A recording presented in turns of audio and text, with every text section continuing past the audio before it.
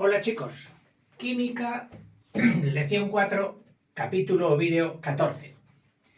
Ayer vimos, en el 13, vimos la ósmosis y nos quedamos a punto de ver sus leyes. Pues hoy vamos a ver las leyes de la ósmosis. Menos mal que no es nada nuevo porque son las mismas que las de los gases. Fíjate qué cosa más curiosa, que en medio líquido, como es el de la ósmosis, se dé el mismo comportamiento de la materia que en el medio gaseoso. Vamos a ver. Dice, las medidas hechas por el investigador, que ahí decíamos de este nombre, vaya, ahora la tiza resbala. ¿Por qué será? ¿Será por la tiza? ¿Será por la pizarra? Pues será por la tiza. Pfeffer, a ver, mi cabeza para la retención de nombres es una maravilla. PFE. PF y ahora dos Fs, ER. El señor Pfeffer, al que debemos todo esto, o mucha parte. Rara vez un solo señor abarca toda una temática. Suele ser uno que la inicia, otro que la prosigue, otro que la corona, en fin. Dice, las medidas hechas por Pfeffer y sus sucesores permitieron establecer las siguientes leyes, que solo tienen aplicación para disoluciones diluidas y que no sean electrolitos. O sea, que no pienses, oye, aquí tenemos una disolución, va a hacerse ósmosis, por las leyes de Pfeffer. Ojo, dos condiciones que sean, primero,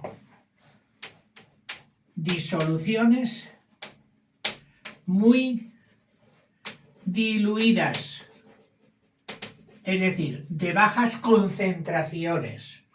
Vinagre, no cojas vinagre fuerte, vinagre flojito. ¿Por qué? Porque si no, no se cumplirán las leyes de Pfeffer. Y que no sean electrolitos. O sea, electrolitos, aquellas que sirven para dividir sus iones mediante la electricidad, lisis mediante electricidad, que sean electrolitos, no, que no sean electrolitos. Es decir, dos condiciones, que la disolución sea muy diluida y que no sean electrolitos. Y entonces sí, entonces vamos a estudiar las siguientes leyes que propuso Pfeffer. Primera, la presión osmótica, que estudiamos ayer, a igualdad de temperatura, es decir, dejando la temperatura constante, es directamente proporcional a la concentración. Es decir, la presión osmótica que coge el libro no coge la P del abecedario actual, sino que coge la P del abecedario griego, la pi, la famosa pi. Pero para nosotros es la presión osmótica, mientras demos estas fórmulas. Dice, es proporcional a la concentración, es decir, depende de la concentración, y luego una constante.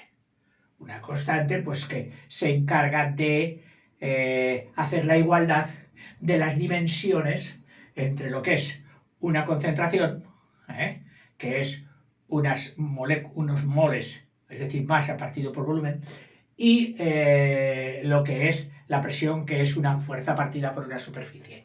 De todo ese encaje de correspondencia de dimensiones se encargan las constantes. Bueno, pero automáticamente sabemos que estos dos conceptos, lo que es la presión osmótica y lo que es la concentración, van íntimamente ligadas. Es decir, si aumenta la concentración, aumenta la presión osmótica. ¿Quieres aumentar la presión osmótica? Bueno, pues empieza por incrementar un poquito la concentración echando más soluto. pero no te pases porque ya sabes lo que pasa cuando empiezan a ser concentradas, que entonces ya no se cumplen estas leyes. Es decir, que la disolución, por ejemplo, de 20 gramos de azúcar, donde tú has echado 20 gramos de azúcar, en un litro de disolución, tiene doble presión osmótica que la que solo hayas, que otra en la que solo hayas echado la mitad de azúcar. Es decir, lógicamente, aquí tenemos dos disoluciones, presiones osmóticas. ¿Cómo van a ir? Hombre, pues dígame usted, ¿cuánto ha echado aquí? 20. ¿Cuánto ha echado aquí? 10. Pues la mitad. La primera será el doble de la segunda. ¿Por qué? Porque la presión es directamente proporcional a la concentración que usted ha echado. Esa ley es equivalente a la de Boyle-Mariotte para los gases, aquella que a temperatura constante acababa diciendo que la presión por el volumen de una situación, P sub 1 por V sub 1, este producto era el mismo que en otra situación cualquiera donde la presión fuera otra y el volumen correspondiente. Es decir, que presión por volumen era constante. Segunda ley. Esta dice que es correspondiente, es decir, que la podemos hacer paralelismo con la ley de Boyle-Mariotte. Segundo, si tú recuerdas, en los gases, al estudiar estas leyes, teníamos cuatro escalones. El primero era el de Boyle-Mariotte. El segundo era el de Gay-Lussac. El tercero, solían meternos aquí ya el concepto de la fórmula de Avogadro. Y por último, la general de gases. General de gases. Entonces van a corresponder aquí la primera, la segunda, Gay-Lussac, la tercera, Avogadro y la cuarta, la general de gases.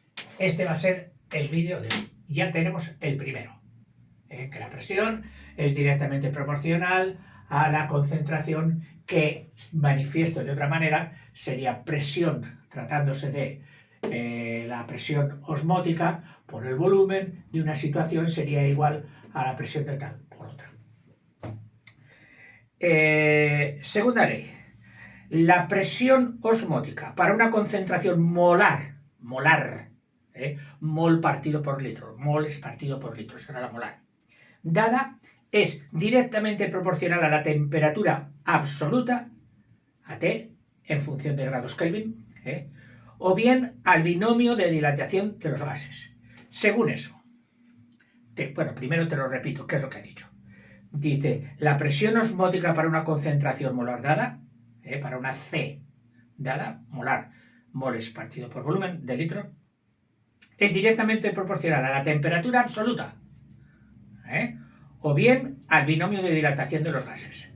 Y las fórmulas que expresan esta frase son las siguientes. Según eso, si llamamos, estamos ya con la segunda ley, esta era la primera.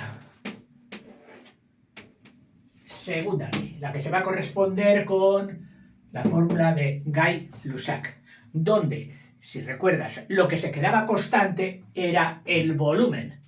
El volumen no lo movíamos, era constante. Y entonces, las que se movían eran los otros dos factores, la presión y la temperatura. O sea que aquí vamos a ver P y T, presión y temperatura.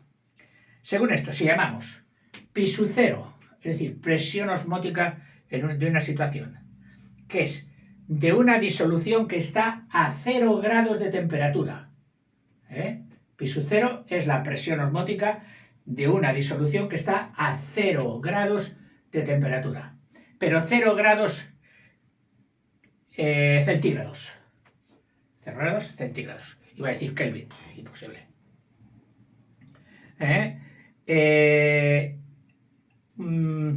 Dice pi sub t, o sea, la transformación de este pi sub 0 en otra situación habiendo cambiado, pi sub t será igual a la presión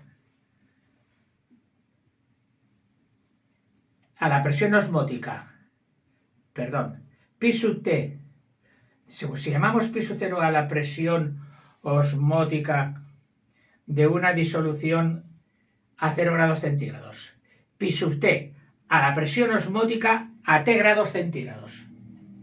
La presión osmótica a T grados centígrados. Y alfa, que es el coeficiente de dilatación, que según recordamos era 1 partido por 273,5, tendremos que pi sub t, es decir, esta, pi sub t es igual a pi sub 0, a la primera, pi sub 0, multiplicado por 1 más alfa t. Esta ley corresponde a la de Gay-Lussac para los gases, que era aquella que nos decía que, tratándose ahora ya con otra versión, no de grados centígrados, sino de grados Kelvin, esta era similar o paralela a aquella de presión sub 1 partido por su temperatura en Kelvin sub 1, este cociente era constante. Será igual al de otra situación de P sub 2 con otra temperatura, con P sub 2. Esta era la ley de Gay-Lussac. Y ahora hace un pequeño inciso para meter 3 conceptos que son más que químicos, son lingüísticos. Porque te dice, una disolución respecto a otra, comparando disolución con disolución, puede ser, estos son los grados comparativos, más que hipertónica respecto a la otra. Hiper más que, tiene más fuerza, más tónica que la otra. Igual que, fíjate que son los grados de comparativo de igualdad. El prefijo era iso. Entonces, a esa disolución, que es igual o la misma concentración y hace la misma ósmosis, la misma presión osmótica que otra, será isotónica con ella. Y por último, la que tenga menos presión osmótica que otra, que está por debajo, pues cogemos el prefijo de por debajo de, que es hipo, y será una hipotónica respecto a la que estamos comparando. O sea que prácticamente estamos hablando de lenguaje hiper más que, igual que, menos que. Tercera ley. Vamos a borrar esto porque si no, no nos va a caber. Tercera ley. Bueno, pero tú lo tienes, ¿verdad? Que en realidad teníamos que dejar lo más importante.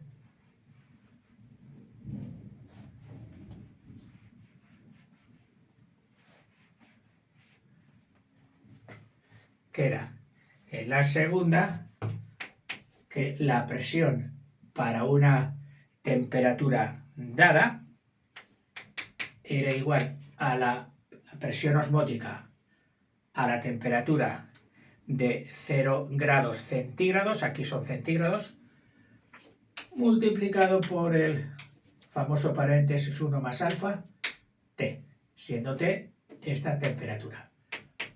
O con la otra expresión típica de los gases, que la presión en un momento partido por su temperatura absoluta en ese momento es constante este cociente.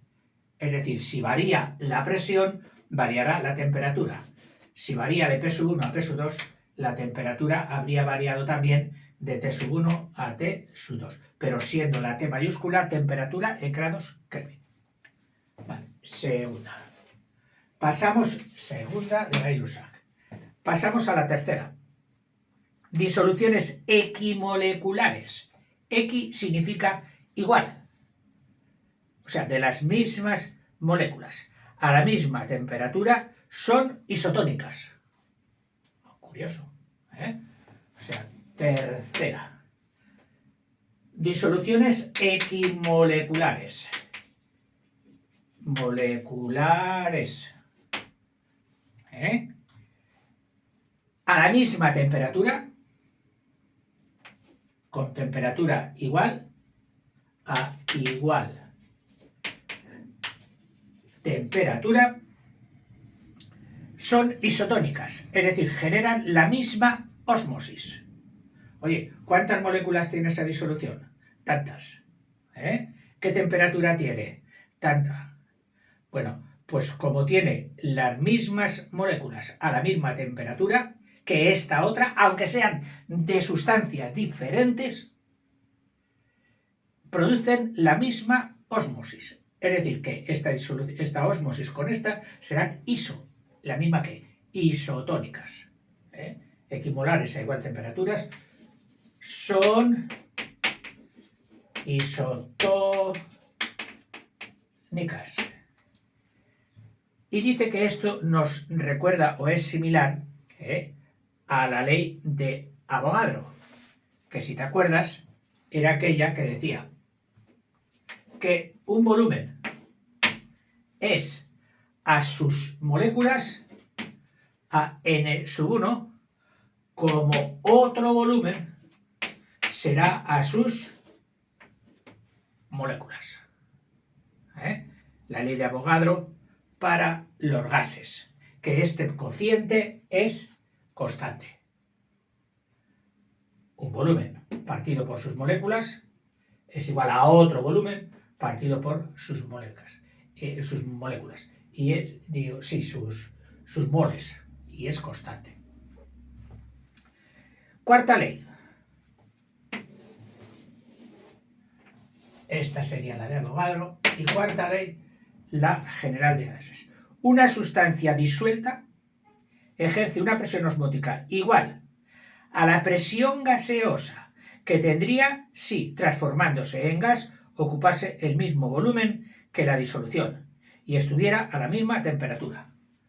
Pongamos aquí un recipiente dividido por una membrana semipermeable que permita la ósmosis, que permita el paso del disolvente al soluto. Bueno, al cabo de poco tiempo, vemos que este nivel del disolvente ha bajado porque hay un traspaso de disolvente hacia la zona concentrada. Es decir, que esto se ha puesto ahí. Aquí podemos ver diferencia de niveles entre el del disolvente y el de la disolución, que es lo que nos marca la presión osmótica. Esta columnilla de agua, este desnivel, nos marca la presión osmótica que se ha producido aquí. Bueno, pues una vez que ya hemos dejado que se estacione, que se estabilice, que ya no pase más disolvente a la zona de la solución, dice que esta presión que se ha generado aquí, que depende de su altura, por supuesto, la presión en la disolución, dice que es igual a la presión gaseosa que tendría si, transformándose en gas, si todo esto de la disolución lo transformásemos en gas, ocupase el mismo volumen que la disolución. Es decir, si esta disolución acuosa transformada en gas ocupase todo este volumen de la disolución y estuviera, por supuesto, a la misma temperatura y no hubiéramos cambiado con la misma temperatura, que no se hubiera producido un cambio de temperatura mayor o menor.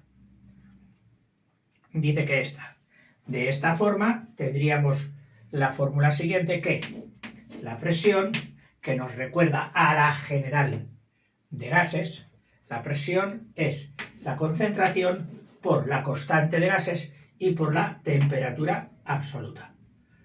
Bueno, vamos a ver ahora con esta qué es lo que se puede hacer y qué otras formas tiene, qué otras presentaciones tiene. Porque claro, la concentración es masa que hay existente partido, número de moles partido por volumen. Eso es la concentración.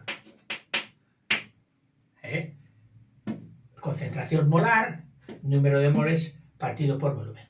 Si aquí sustituyo C por número de moles partido por volumen, me quedaría que pi, la presión osmótica, sería N partido por volumen por R y por T. Y entonces de esta fórmula, pasando el volumen aquí, tendríamos presión osmótica por volumen es igual al nRT, al número de moles por la constante de los gases por la temperatura absoluta, que es la fórmula general de gases. Presión por volumen, número de moles por la constante de los gases y por la temperatura absoluta. Fíjate que aquí ya actúan los tres factores. Ya no hemos dejado constante ninguno, no les hemos atado de manos a ninguno. Que hagan lo que tengan que hacer. Que se entiendan con cada uno, que se entienda con los otros dos. La presión, que se entienda con el volumen y se entienda con la temperatura. Y podemos aquí, por eso se llama general, podemos variar los tres. Bueno, y entonces ahora, dicen, hombre, de esta fórmula podemos sacar algo práctico de la ósmosis. La ósmosis nos podrá servir, entre otras cosas, que son muchísimas, pero entre otras cosas nos podría servir para buscar la masa molecular. Y es que, fíjate, aquí tendríamos la presión osmótica por el volumen y el número de moles es la masa total de sustancia partido por la masa molecular. Tanta sustancia partido por sumar la masa molecular de la sustancia, esos son los moles, los números de moles. Entonces, donde vemos N, ponemos la masa partido por la masa molecular y por R y por T. Y ahora, si despejamos en esta fórmula, despejamos la masa molecular, pues tendríamos la masa molecular pasa ahí a esta parte y en esta se queda. En esta se queda. En el numerador, la masa de la sustancia total por la constante de gases y por la temperatura, Kelvin, y partido todo ello por la presión osmótica y por el volumen. Bueno, pues esto nos permite buscar la masa molecular de un equilibrio osmótico, la masa molecular de la sal disuelta en la parte concentrada. Que es interesante. Oye, ¿sabemos ya? Sí. Ah, pues mira, vamos a ver el soluto, ¿qué masa molecular tiene? La sal que hemos echado. Y nos la daría mediante esta fórmula. Dice, teniendo en cuenta, dice, esta fórmula sirve para calcular la masa molecular de un cuerpo disuelto, azúcar, sal, etcétera, la sal que sea. Bueno, la sal no, porque ya hemos dicho que era electrolítica y no se solía coger para esto, otras sales. De la presión osmótica, tomando el valor de volumen en litros, y la presión osmótica en atmósferas. Y entonces ya podríamos buscar la masa molecular del soluto. Hasta aquí, pero quiero hacerte antes una puntualización, porque la habrás oído. Y yo no sé si te la hice ayer en el vídeo en el 13, pero bueno, te lo vuelvo a repetir, que no pasa nada. En esta misma cubeta que hay aquí, vamos a ahorrar esto.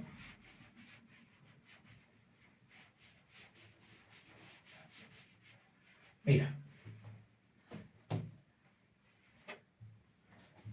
antes de lograr el equilibrio, Sabemos que este era el disolvente y esta era la solución. Disolvente. Solución. Se ha establecido, y esto ha subido por el paso del disolvente, una presión osmótica, igual a esta diferencia de nivel. ¿Qué pasaría si esto lo convertimos de la siguiente manera? Un recipiente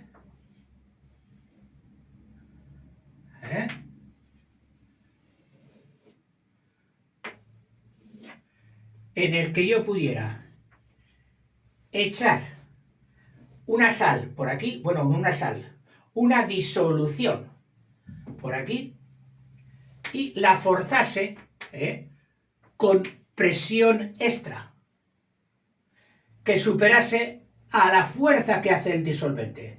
Es decir, le dice al disolvente, si tú me estás empujando aquí con 2, yo te voy a empujar aquí con 3. Y entonces no podrás detenerme. No podrás detenerme. La célula, perdón, la membrana semipermeable tendrá que admitir el disolvente que yo traigo aquí mezclado con mis sales, el disolvente, y pasártelo a ti. Es decir, que estamos logrando lo contrario. Si no hay presión ninguna externa más que la atmosférica, el disolvente pasa, por la semipermeable pasa a la salada, a la que tiene sales, a la disolución. Pero si yo fuerzo presión en la disolución, una presión mayor que la que está haciendo el disolvente, entonces se daría el paso de disolvente.